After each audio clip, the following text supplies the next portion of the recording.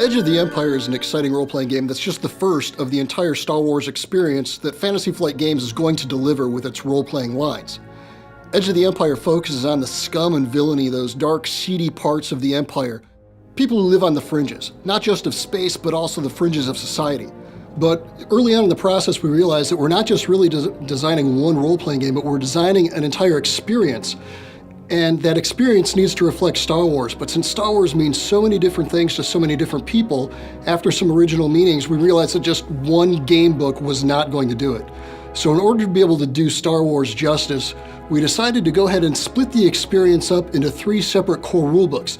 That way, 3 of the most important parts of what defines Star Wars could each get their own information, their own game. There's going to be the Edge of the Empire, Age of Rebellion, and Force and Destiny.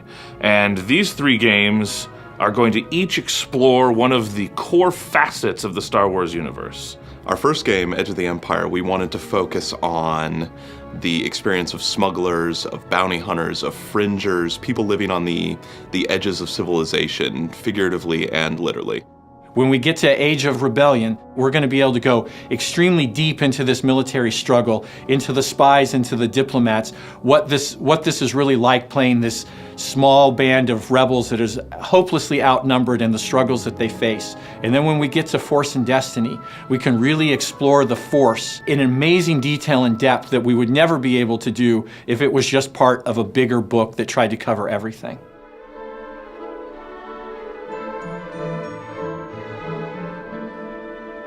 One of the most unique elements to Edge of the Empire is the obligation system.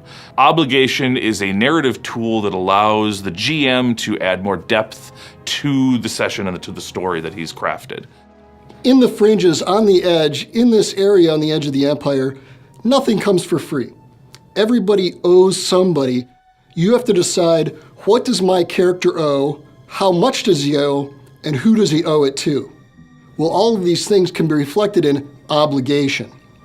In fact, obligation is so important that it's one of the very first steps in character creation.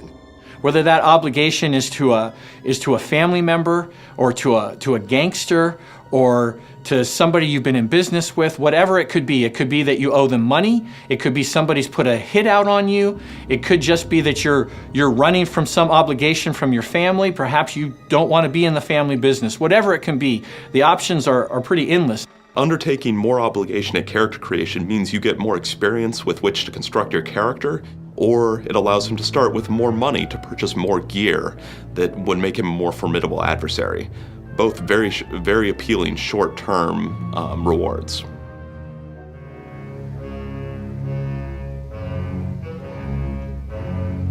One of the things I really like about Edge of the Empire is the dice mechanic system. But this system doesn't just apply to Edge of the Empire. It's a robust mechanic that works for all 3 games in the line. And the mechanic is represented by what we're calling narrative dice. The dice in Edge of the Empire consist of 7 separate dice with 8 distinct symbols.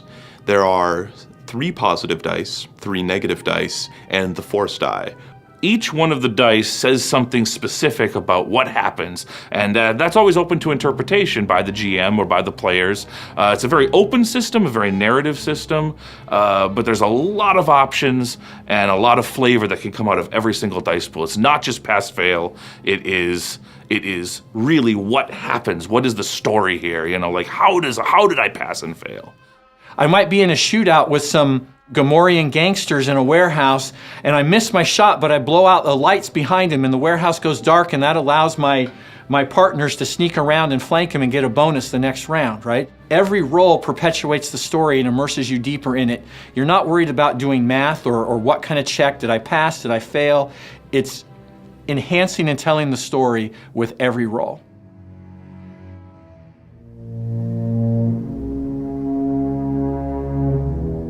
In order to provide the wide range of different characters that one might encounter in Edge of the Empire, we came up with a very dynamic and interesting way to develop characters, and you'll see that right at the very beginning during character creation. In addition to selecting your race and an obligation, you're also going to pick a career. And a career is kind of an overarching template or approach that your character takes in the pursuit of his livelihood. You could be a bounty hunter, you could be a smuggler, or you could be an explorer or a colonist. There's 6 different careers to choose from, and each one of those careers has 3 specializations at the beginning that you can focus your character even more. So a bounty hunter has the gadgeteer, the assassin, and the survivalist specializations to represent all the different ways a bounty hunter may accomplish their jobs. A bounty hunter may just decide to kill his targets and bring them back dead, so he'd want to become an assassin.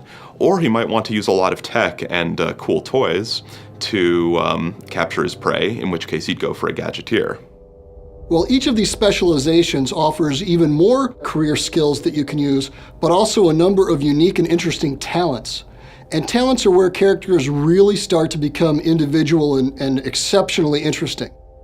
Each specialization is represented by a tree of related talents, and the talents appear in a grid and some of them are connected by lines.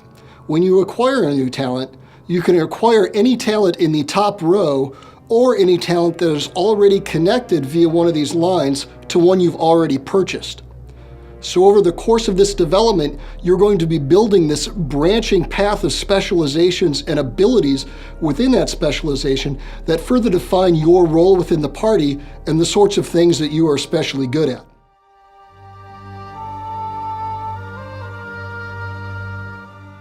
The presence of the Force is one of the most defining elements of Star Wars, and you can rest assured that the Force is in each and every one of the games in this line because it's just too important. The Force is represented in all 3 books. In Edge of the Empire, you can choose the specialization tree, Force-sensitive exile. As a Force-sensitive exile, you are not going to be as powerful as a full-fledged, trained Jedi. But what you can do is begin to build and hone these powers. You can take that same character and build him into a Jedi. You can create a Force-sensitive character in Edge of the Empire, play him all the way through into Age of Rebellion, where more Force possibilities will open up, as well as increase the Force powers that you've gained in Edge of the Empire.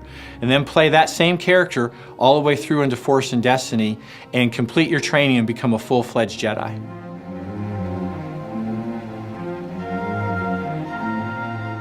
As the different game lines come out and each one is supplemented with their own accessories, players can decide to mix and match however they want.